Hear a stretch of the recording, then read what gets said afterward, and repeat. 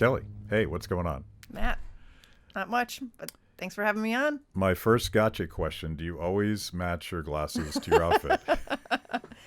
No, but I'm glad that you noticed. Yeah. Because I'm doing something right, if you noticed. It's really pretty epic. So we'll watch from now on. So we're like 1 month plus into the new Biden administration.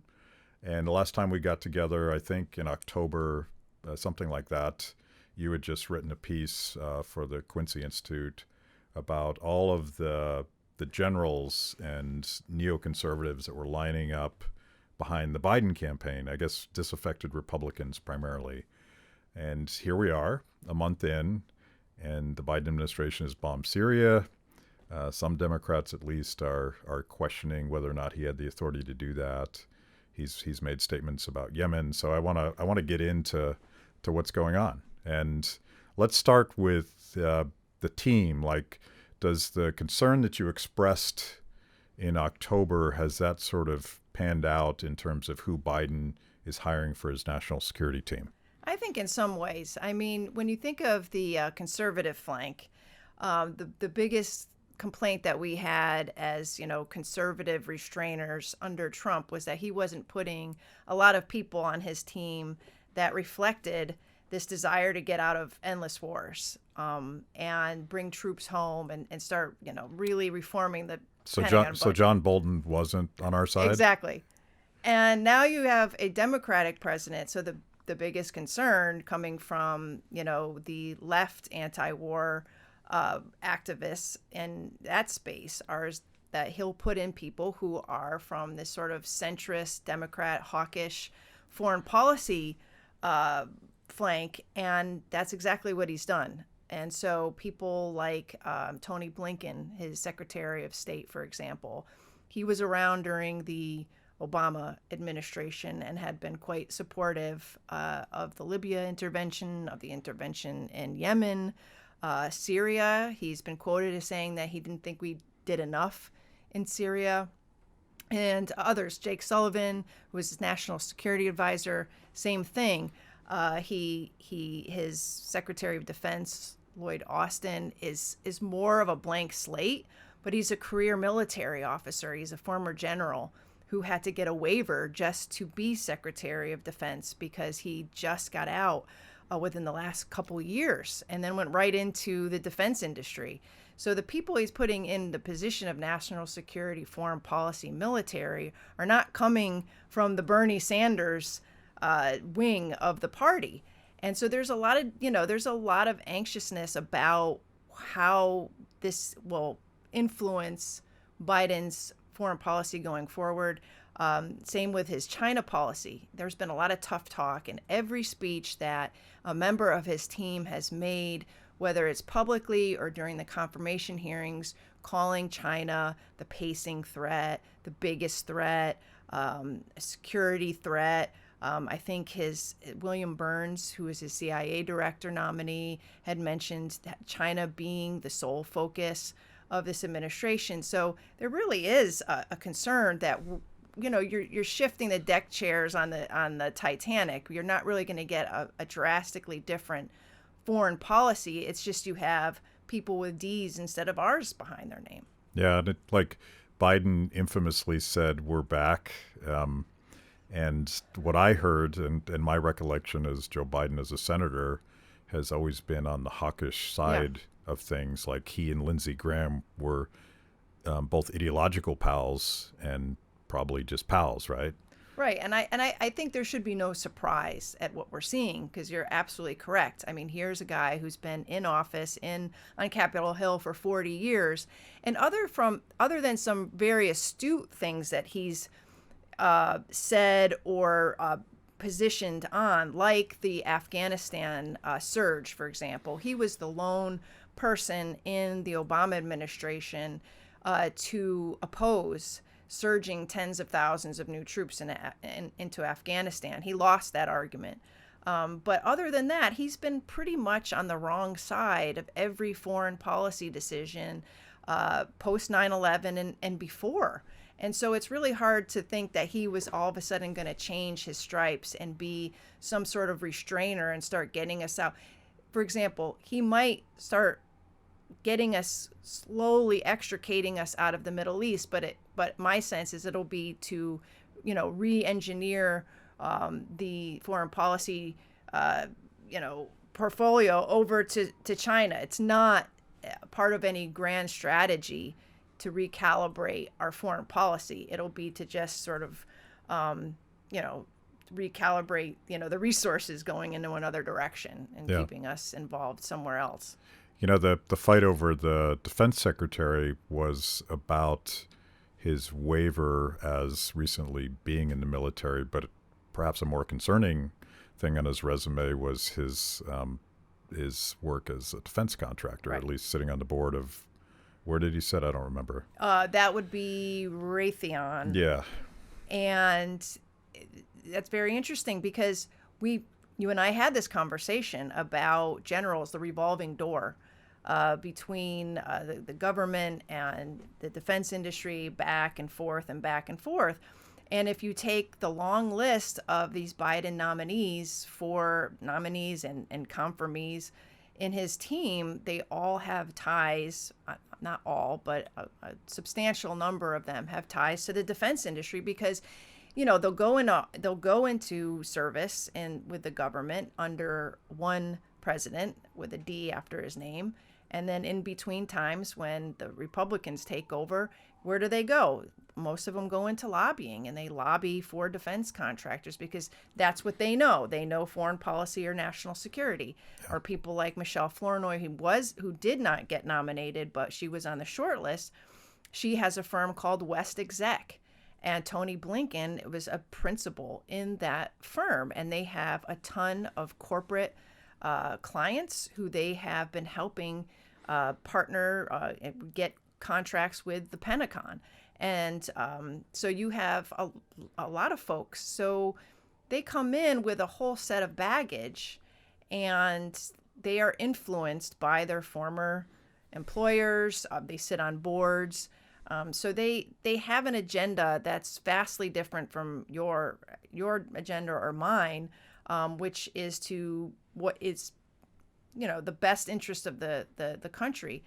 Sometimes it's hard to tell whether the best interest of the country is in mind when, they've come hot off of, one of these boards or actual employment in a place like Raytheon or Northrop Grumman or any of these top 5 defense contractors who really reap billions of dollars from the federal government every year. It's unbelievable how much what the connection is between the private sector and the government in the defense world. Yeah, I mean, it's kind of basic public choice. Even if there's nothing sinister about the revolving door, the people that come from the military and expect to go into the defense industry after they're done serving, they're thinking about where they came from and they're thinking about where they're going, and that's just human nature.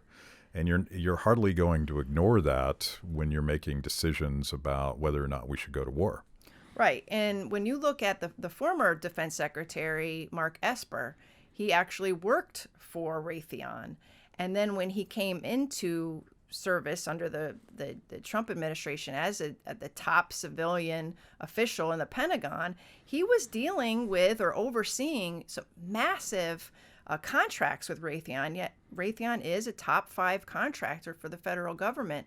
And so how do you necessarily separate, your loyalty, all of your connections in your network with your past employer immediately, and when you are working in a position in the Pentagon that is dealing with contracts that are like coming up, constantly in your face. And we're talking about arms sales to Saudi Arabia and the UAE, and you had people inside the Trump administration who were lobbying, pretty aggressively for Raytheon to get these contracts, and your top guy is a former employee or a lobbyist. I mean, it's really hard to see that there is not a huge influence game going on. And we are the losers. As taxpayers, we're the losers because they're not making decisions based on, the interest, the public interest, or the interest. Many times they're lobbying for weapon systems that the military doesn't even want. They say they don't want aircraft, ships, but their lobbyists are so planes that don't fly. Yeah, planes that don't fly. They're so pervasive in the system, and they have such intense connections with the people who work there that sometimes their interests win out over the interests of even the military itself. Yeah, I mean to repurpose the phrase, it's a war economy. Right. It's an ecosystem. It feeds on itself. Yes. And it seems to be a perpetual motion machine that doesn't really matter if the president's a Republican or a Democrat. I'm reminded of a piece that you might remember who wrote this, but somebody at Quincy wrote a piece about the ecosystem with the think tank world. Yes. And how it is that all these pro-war national defense think tanks feed off of millions of dollars of money from defense contractors. Yeah. That's an unbelievable story. And we just had another piece at Responsible Statecraft on this. The Center for New American Security is a think tank that was started as a sort of feeder organization for the future Hillary Clinton administration back in 2007. And then when it was clear she didn't get the nomination, they sort of re-engineered themselves to be a Obama feeder Democratic think tank, and were very successful. And over time, they found that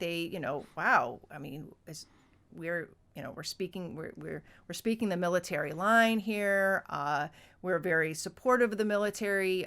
They're coming to our conferences. Oh, now we're getting defense contracts. Now we're getting grants and from the actual defense contractors. I mean, they were able to grow in size and influence because of this funnel of defense contracting money that's come in. And now we look at their papers and their positions, and they're all in line with this sort of expansionist military primacy, whether it be staying in Afghanistan or being tough on China and building up our military assets there.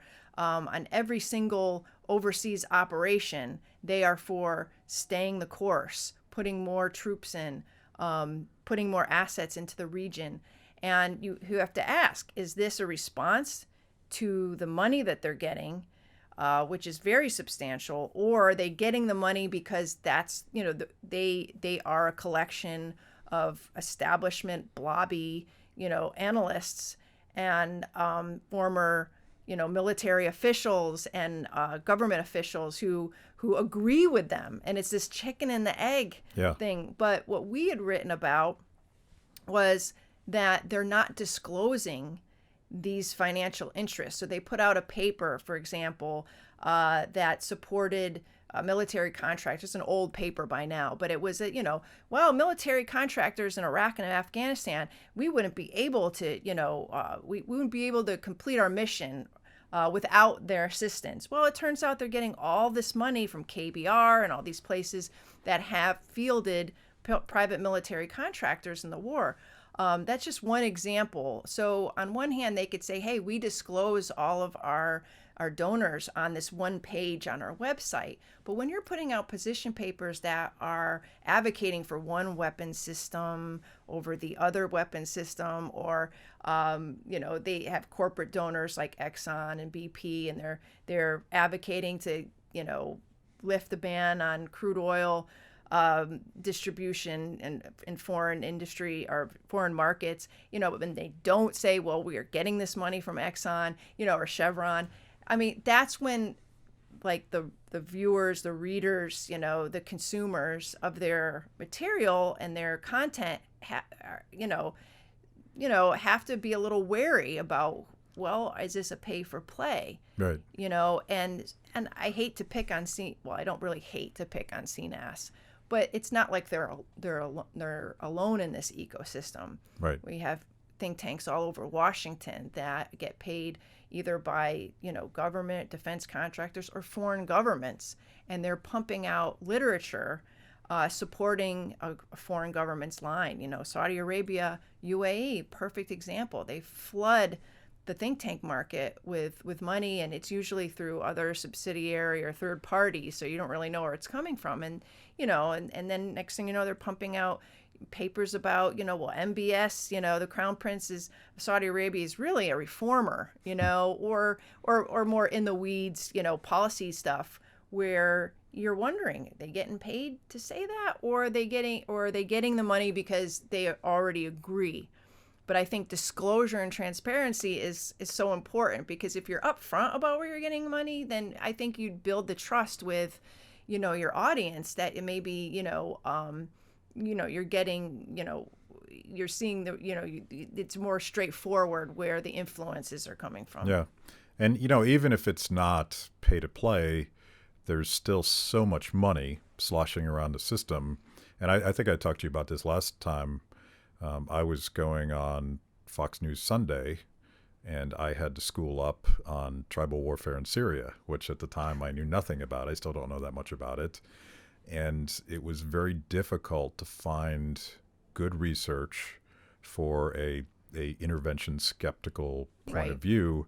But if I wanted to defend the idea of bombing them into oblivion, there would have been endless papers. So like with so much money sloshing around, even if it's not cynical or manipulated, it's naturally going to create that ecosystem. Right. So which is why I'm glad you guys are around, because at the time it was just Cato, and now there's Quincy Institute for Responsible Statecraft. That's the whole name, right? Right, exactly. And there's another. Where's Ed King? He's at Defense Priorities. Yeah. And they're more conservative, but they are also about restraint, bringing troops home, and ending endless wars.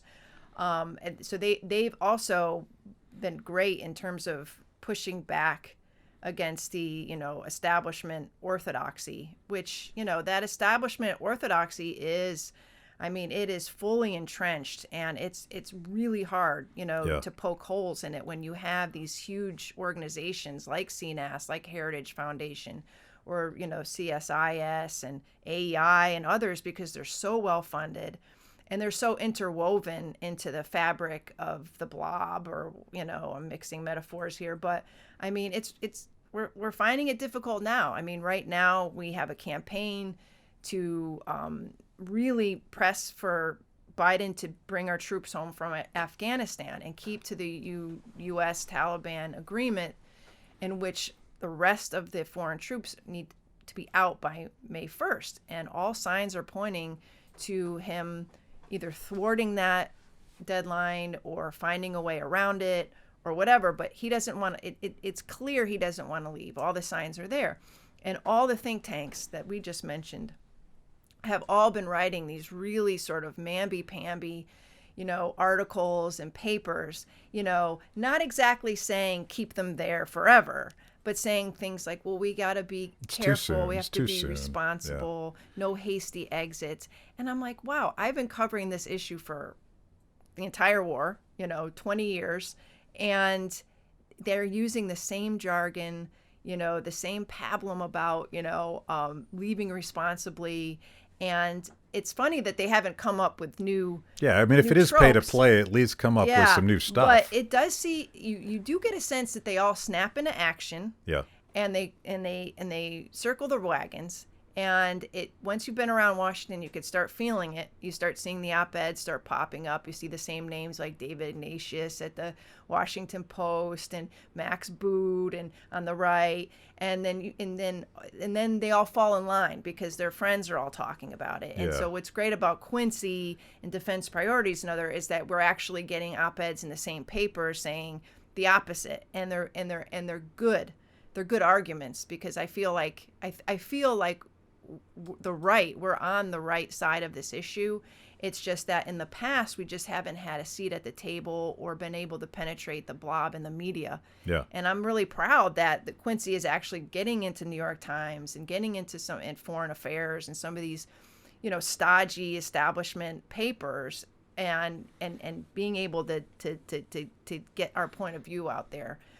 So that's a nice development, but you see them circling those wagons and you're like, wow. It's like you've seen it all before, but it's just too bad, because I think Biden is probably on fence, and he's going to probably end up wanting to please, the center right on this. The machine, yeah. Yeah. Speaking of the blob, last time we were talking about Trump's stated desire to get out of Afghanistan before the end of the year last year. Shockingly, it did not happen. And I was skeptical at the time. We were both hopeful. But why didn't Trump succeed at that? I think the military obstructed him from doing it. I mean, that would be my gut. I don't have a lot of inside information, but if you remember when he lost the election and then he started firing people in the Pentagon. Yeah, I do. I think that I was hopeful at that time. Yeah, I mean, it was sort of like, wow, this is a real shakeup. I think that he knew the writing was on the wall. He wasn't going to get exactly what he wanted, but he was going to make sure he got at least down to the 2,500 that he'd sort of publicly promised. But I think that had something to do with it. I think that he was really pissed off about the way that they had obstructed his policies, and speaking out against him in the media. I think that, it was classic Trump. He was just sort of like, it's all payback. I don't think that he was positioning anybody for some coup like everybody thought. And I don't think he could have gotten everybody out. I think logistically, I've heard some really good arguments that we could have probably got everybody out of there in a very short time frame. And that's from people who are actually in the military and know what they're talking about, like not like me. But I think the brass found a way to just put the stop sign. Drag their feet. Drag their feet Always. just long enough. Yeah. And what's sad about it all is that now we have this Afghanistan study group, in which Eli Clifton, who's at the Quincy Institute, who I work with, just reported, the majority of people on this study group that gave recommendations to Congress and the president as mandated by Congress, the vast majority of these panelists have ties to the defense industry. Right. So they come back with recommendations saying, we can't leave precipitously. We do want to leave, but we can't leave precipitously. And by the way, we think we should increase the number of people there, or troops, to 4,500, because that's the exact number of troops we should have there to keep the peace while all these negotiations are going on. And I'm thinking 4,500 troops in a country as big as Afghanistan is like a drop in the bucket. It's not going to do anything. But this is where the establishment is on it. And it's just, so we can't even get those 2,500 out of there. I mean, I'm glad we got down to 2,500, but now it looks like it might go in the other direction. We got to increase before we reduce. Yeah. Yep. I feel like that's how we do budgeting in this town. Yeah. So why not? So let's talk about some things that the Biden administration has done. And I mentioned this already, but we're bombing Syria. Yeah. And he says he was defending us. It was a defensive action. What really happened there? I mean, I don't know exactly what happened, but it did kind of remind me of when President Trump assassinated Qasem Soleimani in Iran as retaliation, supposedly in part for the attacks that our troops were getting at these Iraqi outposts, and they were blaming them on Iranian militia. And I swear I got like a flashback to that when Biden was saying, well, these recent attacks against these Iranian-backed militias in Syria were targeted, but we're just letting them know that they can't get away with hitting our troops. I've read that, these Iranian militias, these are the same guys who probably were helping us get rid of ISIS, a few years ago. They don't want us there. We know that. They've been going tit for tat for a long time now. My question is, why are we still there? Yeah. We're closing in on this 17th anniversary of the Iraq invasion in late March. We can argue about the militias. Why are they there? Is there still ISIS in the region? Do we have to? My question is, why are we still there? And I think Biden is showing us that the status quo is probably going to prevail. And the saddest thing is, I don't think they really care about Iraq itself. I think there are forces within the military establishment that are very keen on staying in that northern Iraq, Syria border area and rooting out the remnants of ISIS, and they don't want to cede any control. They've been working there with the Kurds, and so they're probably really forcefully lobbying to stay there. And Brett McGurk, who was one of Trump's envoys in Syria, is now been rehired under Biden. So likelihood is he's not going to advocate for getting out of Syria. I don't even know how many guys and gals we have in Syria because they won't tell us. So I just get a sense that, one, we're not going anywhere. And two, I think Biden seems to have the same mindset as every other president, that we got to show Iran that we're tough. We're not taking any guff from them. This is just the same cycle of on one side of your mouth, you're saying, I want to open up relations. We want to get back into this nuclear deal. On the other, we're going to show them who's boss, and we're not going to let them, swagger around the region. And I think that's just like a dysfunctional cycle that has gotten us nowhere in 20 years. And nobody asked the question, why are we still there? Why is it an American security interest that we still have troops in northern Iraq taking fire? And politically, it's impossible to believe that the Iranian government would say, okay, I'm sorry, we're going to stop this. Yeah. So like you say, it's a cycle that never ends, because they hit, we hit, they hit, we hit. And it never ends, and it feeds the machine. I was happy to see that at least several Senate Democrats raised the whole question of whether or not the Biden administration had the authority to do this. And I would love to see, I didn't see anything from Nancy Pelosi, who was adamant that the Trump administration needed congressional authorization to bomb Syria, but I haven't seen her talk about this. So there's partisanship, but at least some Democrats are being consistent and saying, we challenged Trump when he did it. Now we're challenging Biden. The last AUMF was 2002. Is that right? Yeah. Well, yeah, you had the 2001 for the Afghanistan operation, and then you had the 2002 for the Iraq, and then an associated forces, which has allowed them a blank check to just go after anybody in the region and use the AUMF, either one or two, to justify it. Such an abdication of congressional responsibility. Is there any hope that there is a coalition of Republicans and Democrats that will insist on authorization to continue bombing Syria?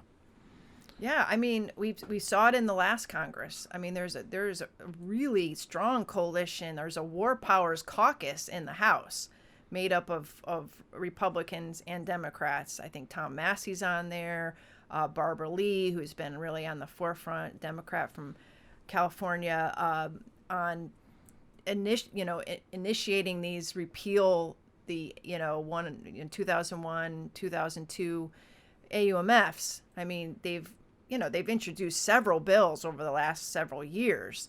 So you have the infrastructure left and right to fight it.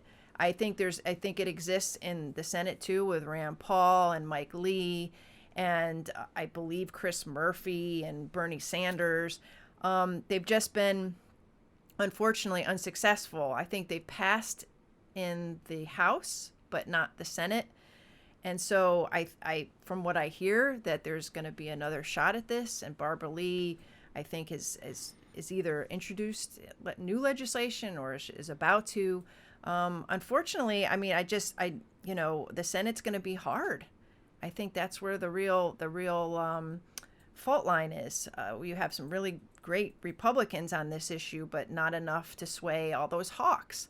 And it was very heartening to see, these members of Congress weighing in, with statements after the Syria bombing. But what can they do? I mean, they've gone right up to the line on challenging with war powers, the War Powers Act in regards to Yemen. That was vetoed by Trump. Let's see if maybe they can pass something this time, and maybe Biden will be more inclined to sign something. But it's really going to have to come from Congress and from the American people. Like, people have to start pressing their members to do something. Perhaps the Yemen resolution is a more fruitful path forward. Although I worry about the partisan instincts of the Speaker of the House, and there has to be, I don't know, you will know this better than me, but the statement, I guess it was an executive order made by the Biden administration regarding assisting Saudi Arabia in the war in Yemen. I think it's shocking that arrangement exists in the first place. But it wasn't clear that it meant anything because it was about, I forget the right word, but it was like they will no longer assist in Saudi Arabia aggressing. Right. But if it's defensive, we're still going to help. Yeah, I mean, there was a lot of mixed messages coming out from the Biden administration on foreign policy, and that was like the biggest one, where you're right. He said we are no longer going to sell weapons to Saudi Arabia for its offensive operations in Yemen, but then we will maintain our defense. We will continue to help Saudi Arabia defend itself against Iran, whether it be their sovereign territory or their region. I forget how he exactly put it, but yeah, he hasn't been very clear about what offensive operations mean. And really, I mean, if Saudi Arabia, say, is attacked by the Houthis, who we have said are backed by Iran, does that count? Do we assist them in retaliating? Do we allow them to use weapons, that we send them to go after the Houthis? So I think there hasn't been a lot of clarity on that, but that sort of leaves the door open for Biden to continue, this special relationship what we have with Saudi Arabia. And I think a lot of people have been fighting against these arms sales are a little, I mean, they're hopeful, but I think they need to hear exactly what he meant.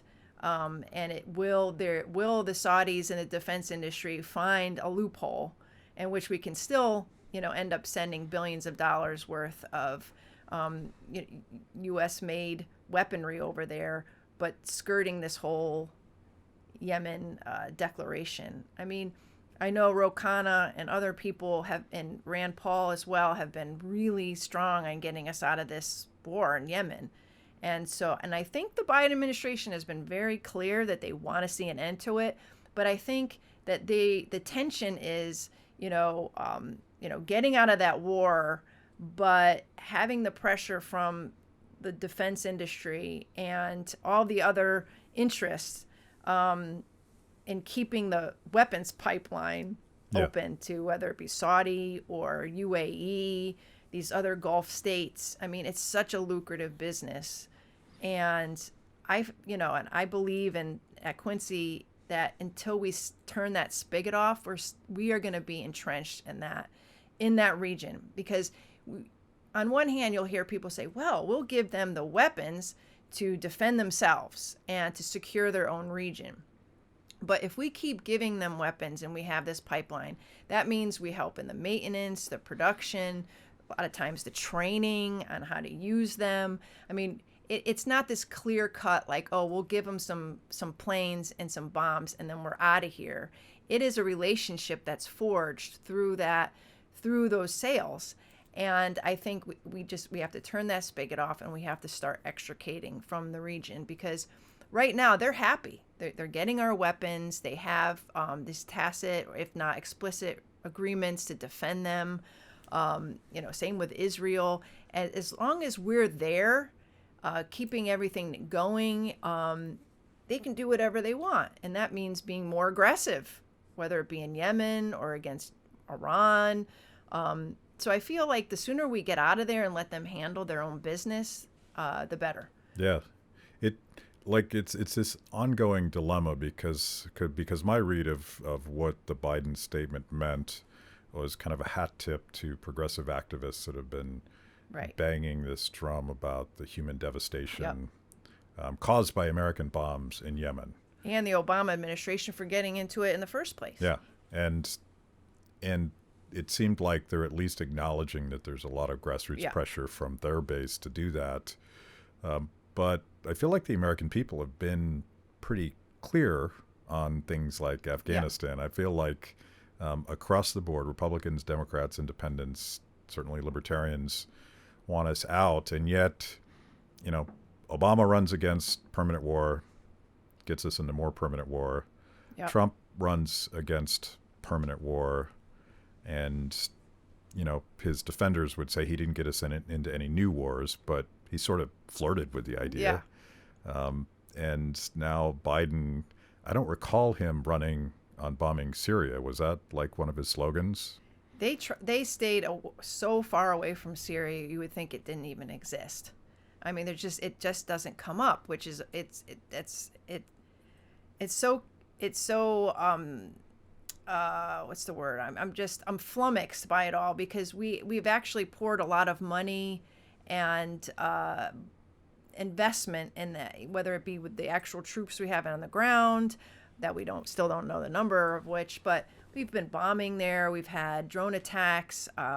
It's all interconnected with our relationships with Russia and Turkey and the rest of the Middle East. I mean, it's a big deal. I mean, we spent much of the Obama administration calling for regime change and getting, taking Bashar Assad out. And then this election, you don't hear a word of it. Yeah. And I get a little nervous because I feel like with the comment that I mentioned from Tony Blinken, who said that he felt like we didn't do enough there.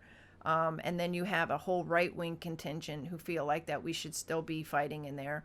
The Hillary Clinton, the Clintonites of the past were always pretty. They were chomping on the bit to start bombing. And I remember Hillary Clinton's friend Mark Morell, one of her compatriots, is saying, well, if Russia gets in the way, let's bomb them too. I mean, so there's been interest on both sides to stay in that war, to get rid of Bashar Assad. And I feel like almost like the unmentioning, like it being so quiet that we might wake up tomorrow and the Biden administration is like, okay, we're going to take Bashar Assad out, or we're going back in there to root ISIS out, which, so it's unclear, and I feel like it's been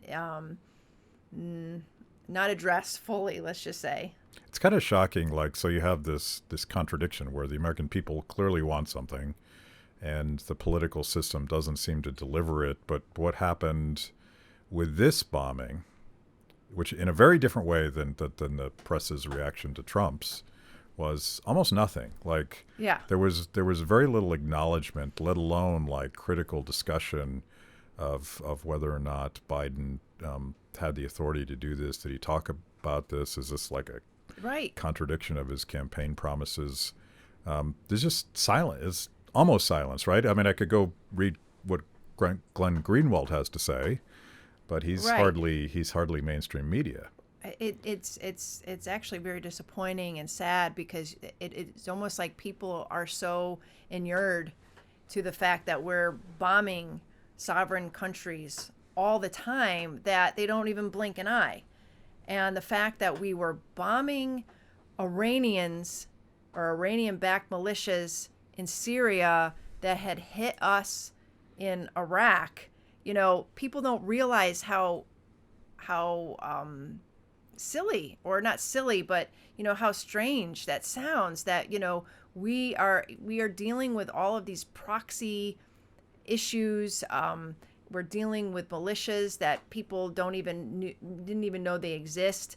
We're using our military hardware like a hammer on little nails whether it be in Syria, which we have no business being in, or Iraq, which I would argue we don't have business being in, against Iran, who, we haven't declared war against.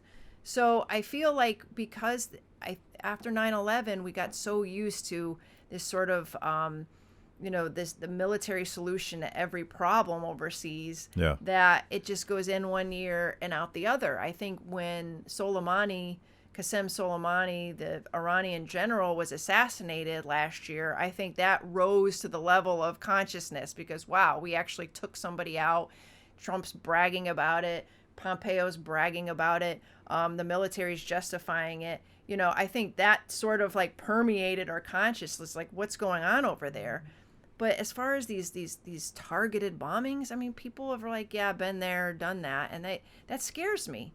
Yeah. Because I feel like we've been doing that for 20 years. We've been dropping bombs on sovereign nations.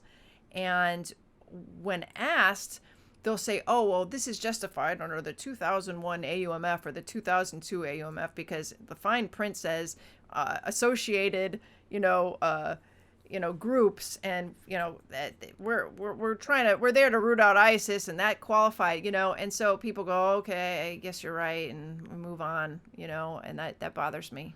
I was thinking about this in the context of the old Republican Party. I'm old enough to remember when the Republican Party was for balanced budgets and fiscal responsibility. It seems like an ancient thing now, but the Achilles heel when the Mike Lees and the Rand Pauls of the world were trying to balance the budget in 2010, 2012, 2014 was the defense budget.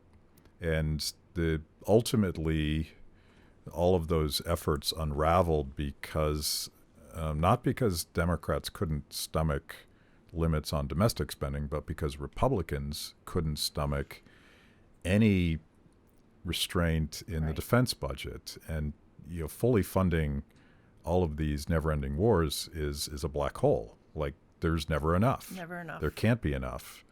And so it strikes me that we need to probably bring fiscal responsibility back into the conversation, because now like we're about to spend 1.9 trillion.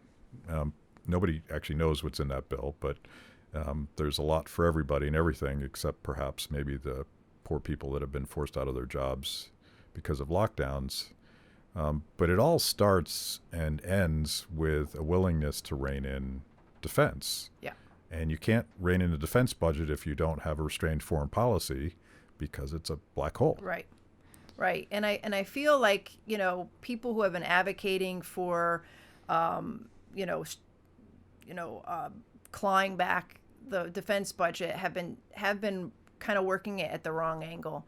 I think most Americans are like, well, if we need to have, X number of submarines and ships in the South China Sea, or ships in, the Gulf, Persian Gulf, and, the NATO here, and, then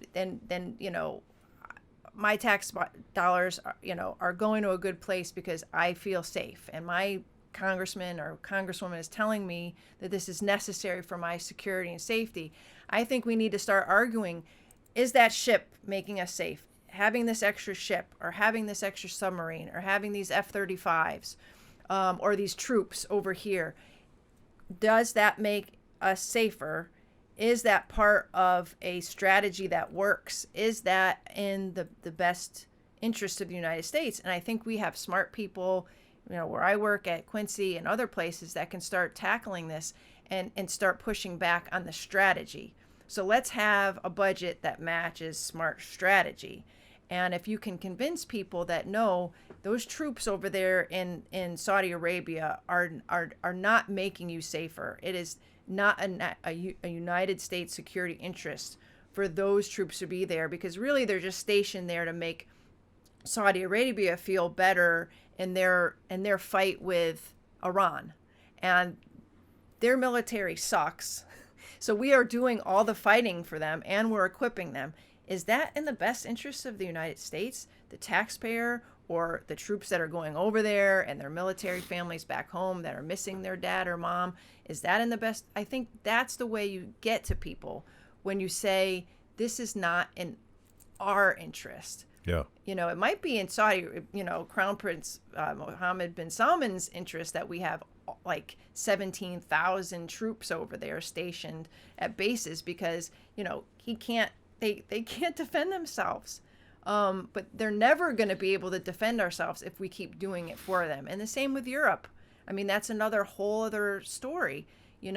Taking a look at NATO and taking a look at the troops we have stationed in Europe. Are these security alliances in our best interest anymore? Can Europe start taking these security burdens on themselves? I'm thinking they want to. I'm listening to, Emmanuel Macron, the French president, at the NATO meeting 2 weeks ago. He was like, you know what? We got to start taking care of our own neighborhood. And I'm like, yeah. And I think that when we strip everything away, I think Europeans actually don't want us there. I think that they're happy to work with us on certain issues, but they certainly don't want a security alliance against China, which Biden has brought up.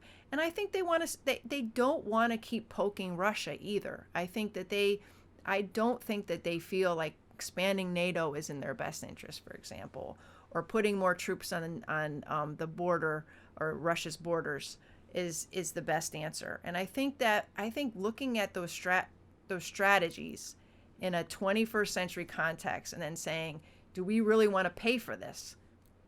I think that's the best way to go at, because when you start just saying we want to take 2% off the budget and we want to strip this program or take this, people start either they glaze over or they think you're just taking big pair of scissors and you really don't care about. It's an abstraction and it's like right.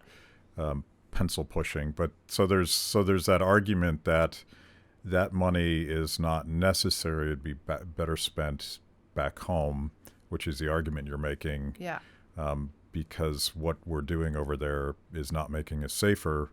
There's a more extreme version of that argument that says it's making us less safe, right. Sort of the Ron Paul blowback kind of thing. Which argument is more effective, or are they both ways to get the American people to pay more attention? I think there's both ways. I think the American people are pretty smart and savvy, and if you exaggerate too much and say we're not needed anywhere, then that hints of some sort of isolation.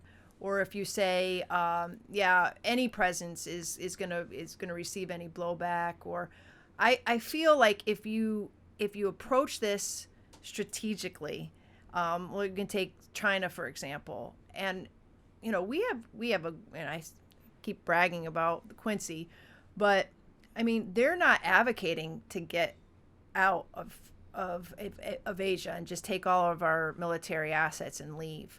They actually have a pretty good proposal or a plan in which we would have a presence, but start helping our allies in the region help themselves, like be porcupines, so that they can keep their relationships open with China, because there's a lot of trading and economic interest there, but be ready to defend themselves if need be. And if we can help them do that, that'd be great.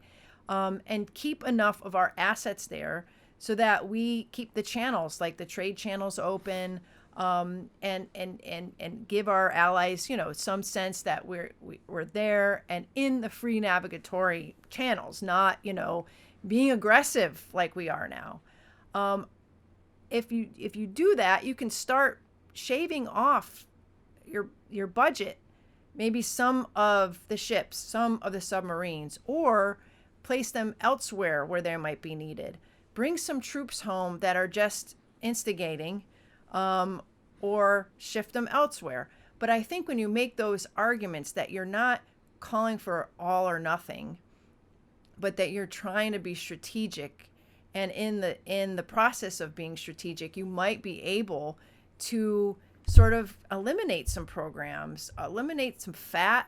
How about not building some of the ships that the military says we don't want?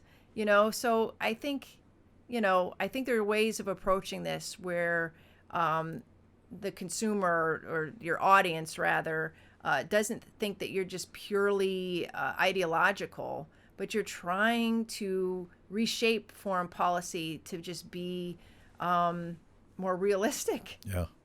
So what you're advocating, as I understand it, is responsible statecraft. Yes. Very on brand.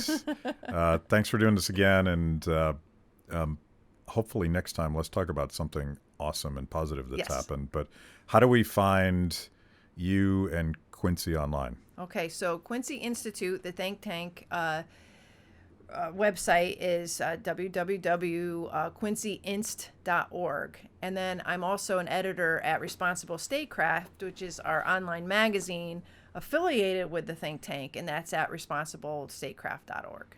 Okay, thank you. Thank you. That was amazing. Where can I get more content just like that? It's a great question. You're clearly a discerning consumer of the best content. Make sure to like the video, subscribe, and click the bell. And if you're consuming podcasts, go to Apple, Stitcher, anywhere you get them. I'm in. Kibbe on Liberty, honest conversations with interesting people.